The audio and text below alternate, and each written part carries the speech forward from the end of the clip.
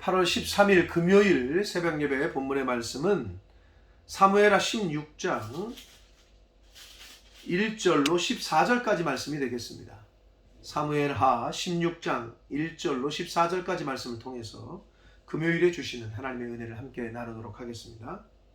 자, 오늘 이 말씀 16장 14절까지의 단락에서는 다윗의 그 피난길에 무비보셋의 시종이었던 종이었던 시바가 찾아옵니다. 그래서 무비보셋도 속이고 다윗 왕도 속여서 무비보셋이 갖고 있던 재산을 이제 빼앗으려고 그러한 장면이 오늘 말씀에 기록이 되어 있고, 또 다윗 왕을 이제 쫓겨다니는 신세가 됐잖아요. 그러자 그 사울 왕과 같은 족속이었던 베냐민 지파 사람인 시므이라는 사람이 다윗 왕을 저주합니다. 그런데 그 저주하는 그 소리를 듣고 다윗 왕이 저놈 죽여라 하진 않아요.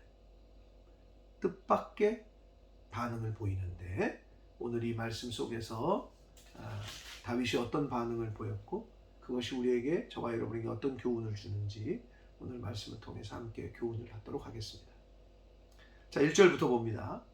다윗이 마루턱을 조금 지나니, 정상을 말합니다. 산의 정상, 감람산 정상, 무비보셋의 종 시바가 안장 지운 두 나귀의 떡 200개와 건포도 100송이와 여름과일 100개와 포도주 한 가죽 부대를 싣고 다윗에게 와요. 그러자 왕이 시바에게 묻습니다. 내가 무슨 뜻으로 이것을 가져왔느냐? 약간은 다윗 왕도 의아했던 것 같아요. 그러나 피난을 떠나고 있는 다윗 왕과 신하들과 피난 행렬에 있었던 다윗을 따르는 무리들에게는 꼭 필요한 양식이었어요. 아주 가뭄의 단비처럼. 얼마나 필요한 거였어요. 아주 위로가 되는. 그러나 다윗 왕이 조금 의아스럽게 물어요. 그러자 시바가 대답합니다. 나귀는 왕의 가족들이 타게 하시고 떡과 과일은 청년들이 먹게 하시고 포도주는 들에서 피곤한 자들에게 마시게 하기 위해서 가져왔습니다. 그러니까 얼마나 힘이 되겠어요. 그러면서 다윗 왕이 묻습니다. 내 주인의 아들, 즉 무비보셋을 말합니다. 아들이 어디 있느냐 하니, 시바가 왕께 아뢰되 예루살렘에 있는데 그가 말하기를 이스라엘 족속이 오늘 내 아버지의 나라를 내게 돌리리라 하나이다 하는지라. 무슨 말이냐? 지금 압살롬이 반역을 일으켰고 다윗 왕은 쫓겨났잖아요. 그러니까 무비보셋이 이제 사울 왕 할아버지, 그리고 아버지 요나단, 원래 할아버지 나라였으니까 이거를 다시 이제 자기에게 이제 돌려줄 거다, 이렇게 반역하는 말을 했다고 하는 거죠. 그러니까 이거는 시바의 거짓된 거짓말이었고 모함이었습니다. 네. 왜냐하면 이제 뒤에 가보면 19장에 가보면 그게 이제 들통이 나는데, 이 시바는 무비보셋이 다윗 왕에게 가겠다고 하니까 그것도 못 가게 했어요. 속이고 거짓말하고.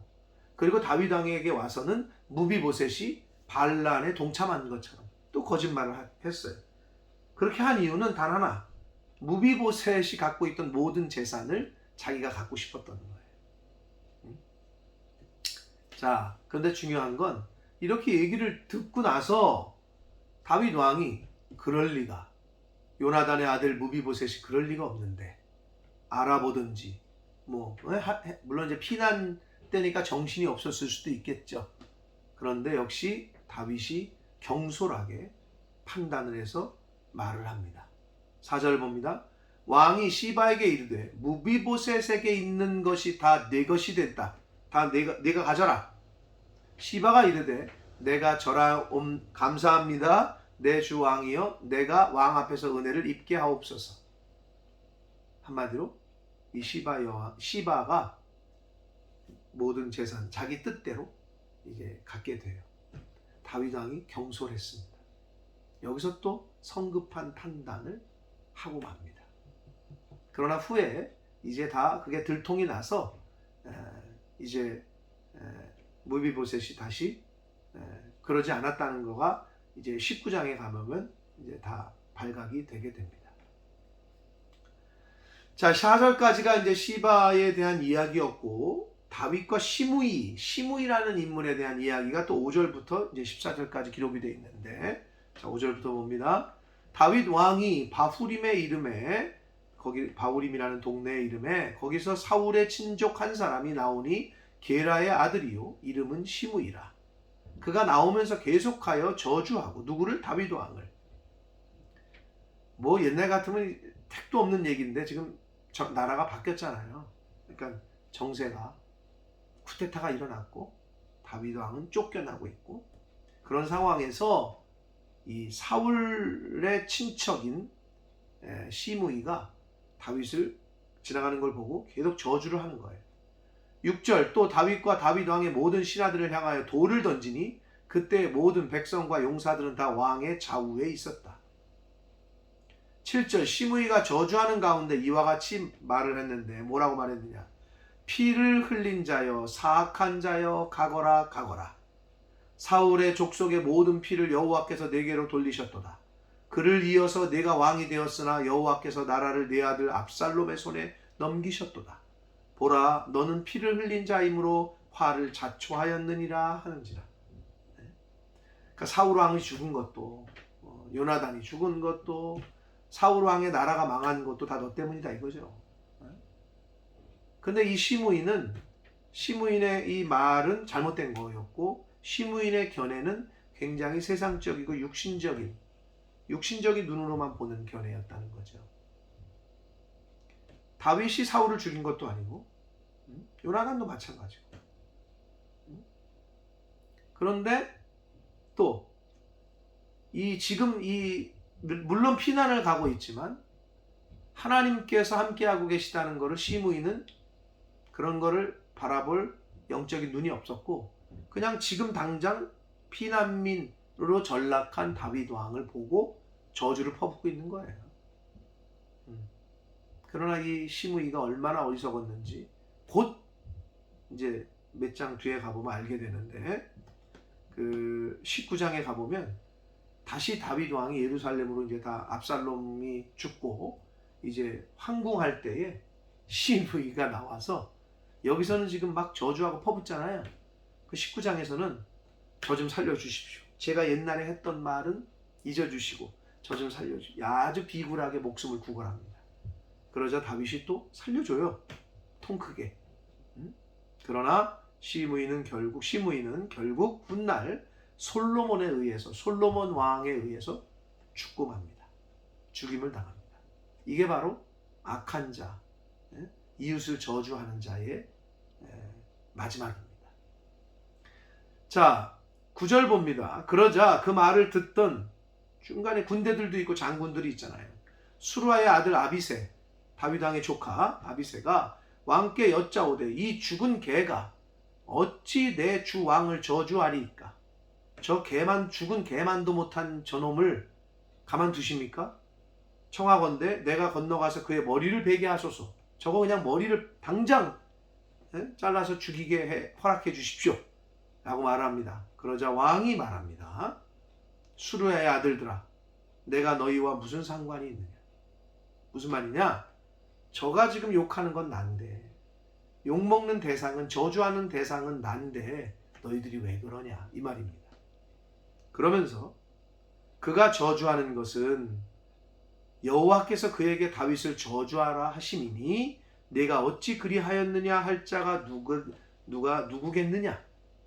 야, 다윗 왕이 여기서 저 같으면 야 저거 입 좀 막아라 이랬을 것 같은데, 시므이가 저주하는 소리를 하나님이 시켜서 하나님이 자신을 징계하는 것으로 그렇게 여기고 듣고 있다는 거예요. 하나님의 징계로 지금 다윗은 이 상황이 벌어졌고, 지금 자기가 그러한 비굴함과 비천함과 이런 상황을 맞이하고 있다라고 인정하고 있는 거죠.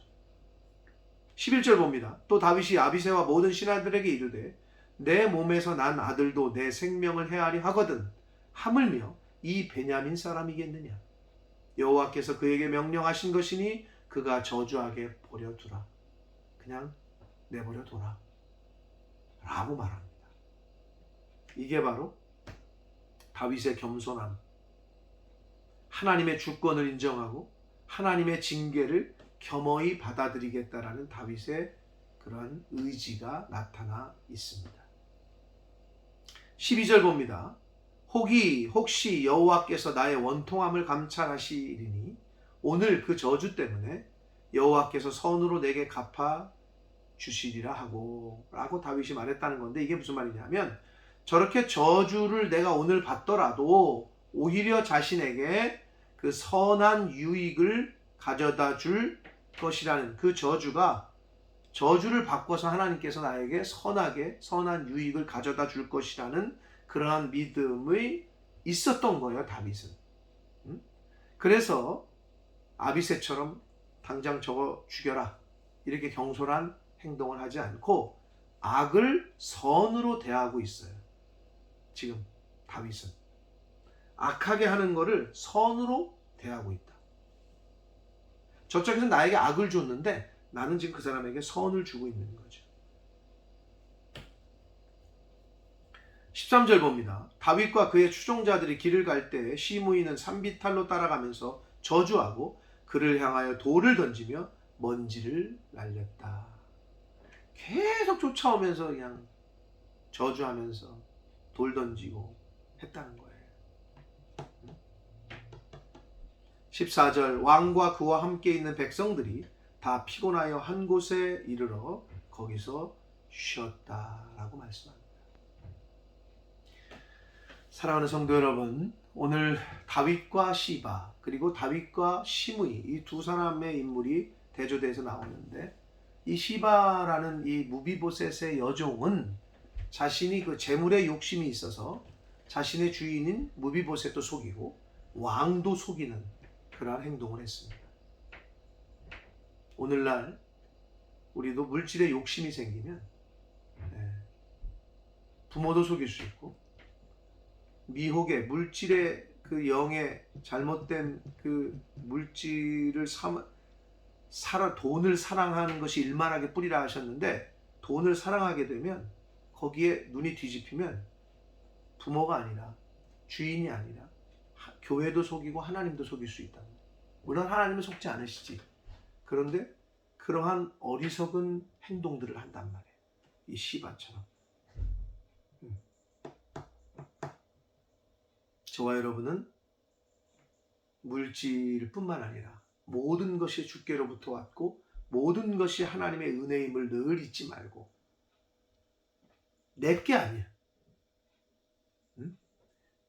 그냥 맡은 거지. 하나님이 건강도 주셨고 생명도 주셨고 물질도 주셨고 일용할 양식도 주셨고, 그냥 우리 게 아니라 하나님이 주신 거예요. 그럴 때에 우리가 나눠줄 수 있고, 초대교회 공동체처럼 나눌 수 있고, 없는 사람을 위해서 베풀 수 있고, 이게 되지. 내 거라고 생각하면, 그리고 물질에 눈이 어두워지면 시바처럼, 무비보셋의 여종이었던 그 시바처럼 이렇게 주인도 속이고 왕도 속이는 어리석음을 범할 수밖에 없습니다. 그 다음 시므이. 자신이 생각할 때 이제 다윗의 시대는 끝났다라고 생각을 한 거죠.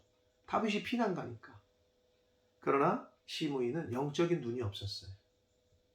그냥 다윗이 이걸로 끝날 줄 알았어요.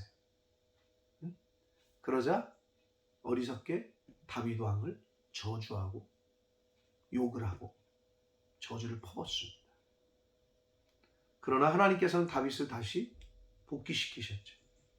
예루살렘으로 복귀시키고 왕으로 복귀시키셨어요. 그러자 또 시므이는 19장에 가보면 목숨을 구걸하는 비굴한 모습을 보이게 됩니다. 사랑하는 성도 여러분, 우리도 충분히 이 세상을 살면서 까딱 잘못하면 이러한 시바의 요소와 시므이의 요소가 우리에게도 있음을 우리는 늘 조심해야 됩니다. 충분히 있을 수 있어요. 물질에 눈이 어두워지면, 돈을 사랑하면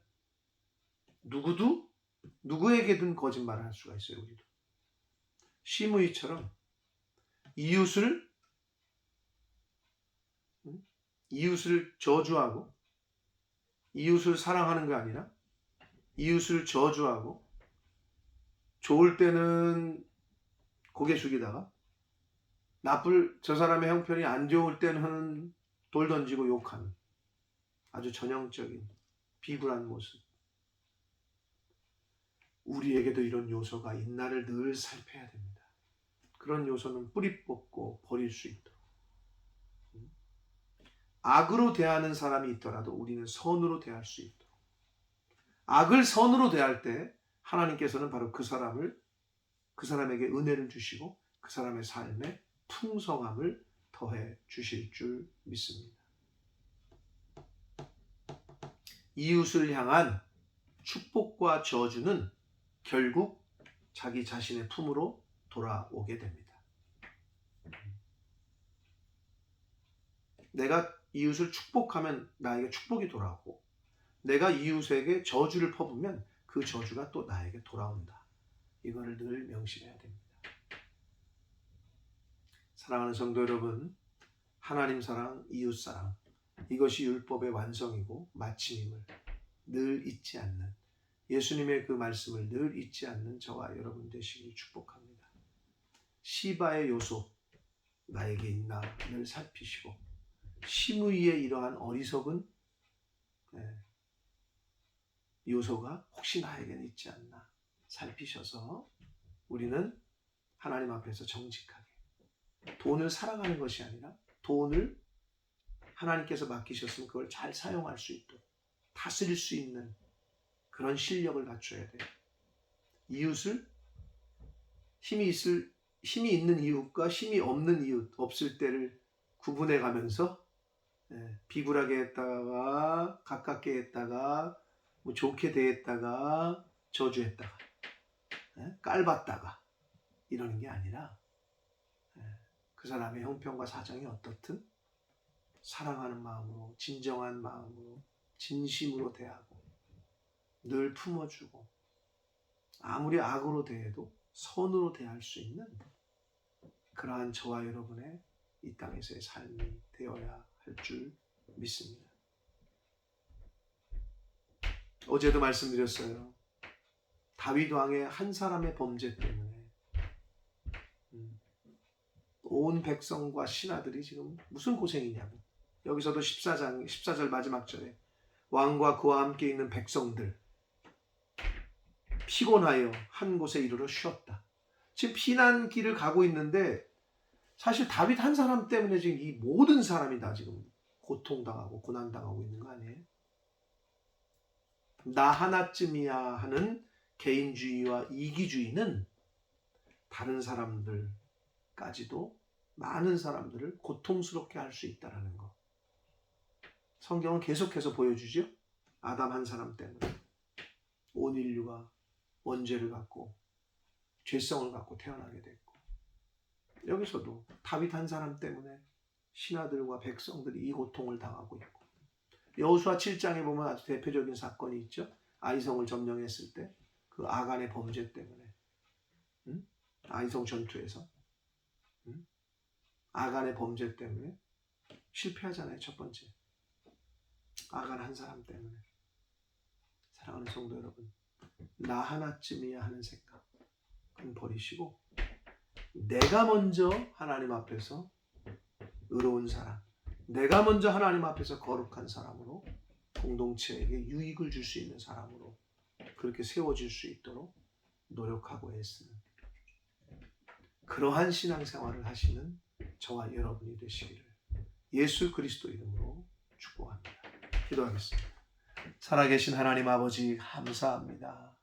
오늘도 새날 주시고 생명 주시고 하나님의 말씀을 전하고 들음으로 새로운 한 날을 시작하게 해주시니 하나님 감사합니다.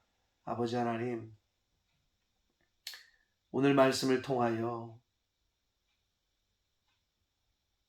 나에게는 시바의 요소가, 나에게는 시므이의 요소가, 내가 혹시 지금까지 시바의 모습으로 살진 않았는지, 시므이의 모습으로 살진 않았는지, 물질의 노예가 되어 물질을, 돈을 사랑하는 그러한 모습으로 살진 않았는지, 더 가지려고 하고 더 움켜쥐려고 하고 돈을 더 갖기 위하여 거짓말하고 주변 사람들을 힘들게 하고 속이고, 아버지, 그러한 모습이 저희들에게 있다면 용서해 주시고 깨닫게 해 주시고 뿌리 뽑게 하여 주옵소서.